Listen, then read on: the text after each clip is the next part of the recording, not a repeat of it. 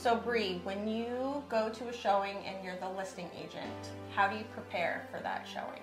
There's numerous things to prepare. Of course, the operations staff for our listings at Lake Life prepare the brochures, so make sure I'm stocked up on that. But pretty much, I say we always get there early. Common sense is turn on all the lights, open up all the shades, the curtains, and everything like that. But going through the property, making sure everything is in place as it should. Toilet seats down, huge thing. Making sure as many of the lights are on as possible. My pet peeve is not missing the ones under the counters, under counter lighting, and the hood or microwave one. Yeah. That's a big one that people miss, and it makes a big difference.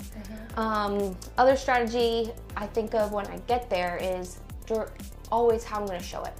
So it's really important with what flow is best. So I always will take people through in a specific pattern through the house as much as I can.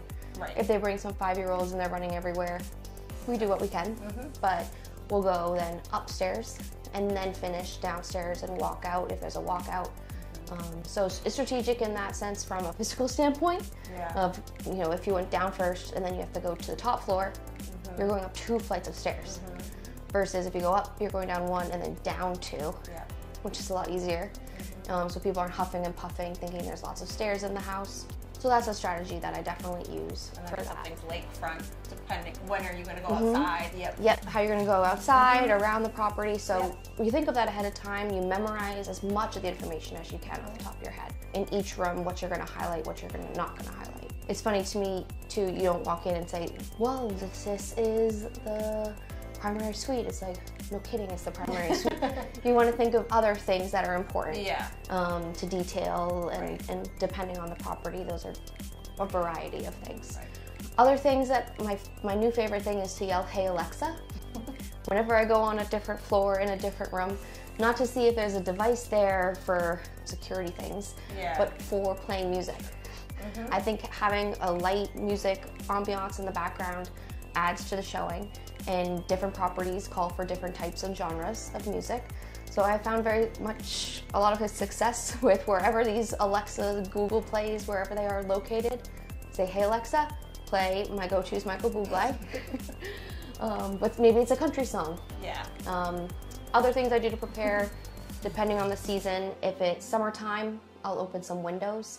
I think it's nice to get the flow of air. If it's water, you're gonna hear the waterfront, the sounds of the boat, things like that. If there are people mowing next door, I will not open the windows. So different properties call for different types of things like that. I do like to put fans on low in different rooms if they're just kind of from an ambiance standpoint.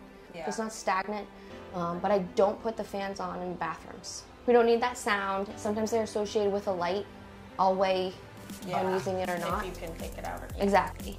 Other things I'll do, turn on the fireplaces, again seasonally, or at least put an ambient light on. I have put on the TVs a fireplace setting if there's no fireplace, things like that, or something scrolling scenic in the background for a TV if it plays into the property. The not so great thing is you have to look for everything. So a bug infestation, so the ladybugs come and attack a room, the flies came, taking care of that, trying to find something to pick it up with.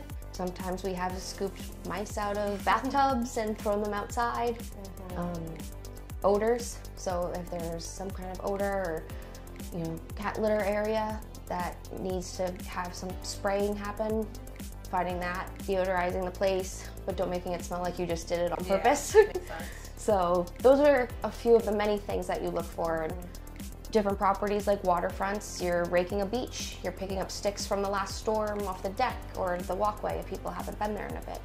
So a bunch of different things, hence why we get there early. You're not just opening the door and hoping for the best. Right, and it's all strategic in how you show it. So before they get there and while they're there, but also listening to what kind of people they are when they get there.